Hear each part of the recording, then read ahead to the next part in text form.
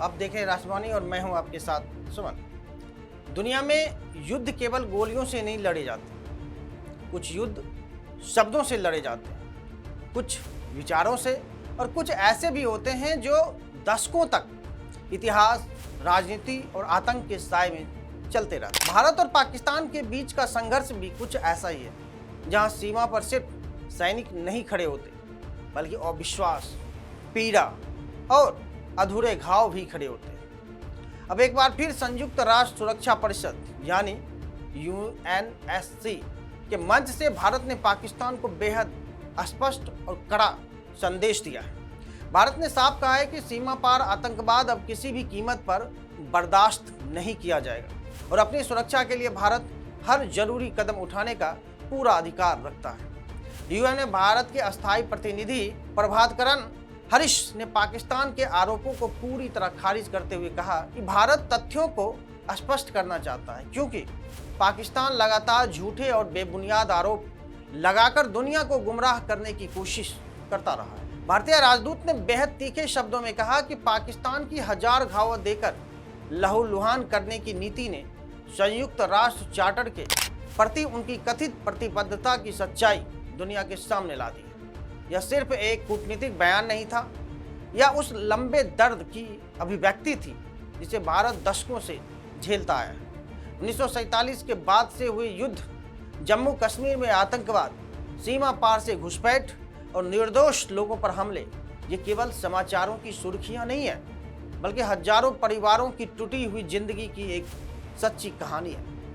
भारत ने संयुक्त राष्ट्र में साफ कहा कि पाकिस्तान लंबे समय से आतंकवाद, कट्टरता और भारत विरोधी प्रचार को अपनी नीति का एक हिस्सा बनाता रहा, और यह कोई आरोप भर नहीं है, बल्कि वैश्विक रिकॉर्ड में एक दर्ज तथ्य है। कभी कभी राष्ट्रों की सबसे बड़ी विडंबना यह होती है, वे शांति की बातें भी करते हैं और उसी समय हिंसा को भी पालते हैं। आतंकवाद हमेशा पहले दूसरों को जलाता है, लेकिन अंत में उसकी आग अपने घर तक जरूर पहुंचती है। इतिहास गवाह है, देश नफरत की रणनीति बनाते हैं, वे अंततः उसी नफरत के बोझ तले कमजोर पड़ जाते हैं। भारत ने यह भी दोहराया कि उसे अपनी सुरक्षा और संप्रभुता की रक्षा करने का पूरा अधिकार है, क्योंकि किसी भी सभ्य राष्ट्र के लिए शांति सबसे महत्वपूर्ण होती है, लेकिन शांति का अर्थ कमजोर या फिर कमजोरी नहीं माना जाना चाहिए। सहनशीलता तब तक गुण है जब तक वह आत्मसमर्पण में न बदल जाए। संयुक्त राष्ट्र के मंच से भारत ने दुनिया को यह भी याद दिलाया कि आतंकवाद और बातचीत साथ साथ कभी नहीं चल सकते।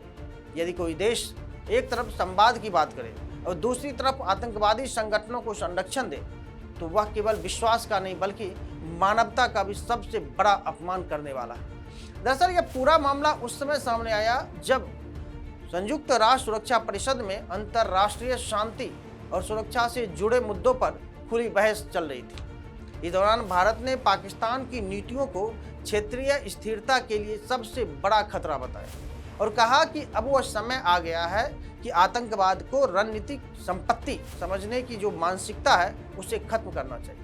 लेकिन इस पूरे घटनाक्रम ने सबसे बड़ा प्रश्न केवल भारत और पाकिस्तान का ही नहीं है। सवाल यह भी है कि क्या दुनिया वास्तव में आतंकवाद के खिलाफ एक समान नीति अपनाने को तैयार है?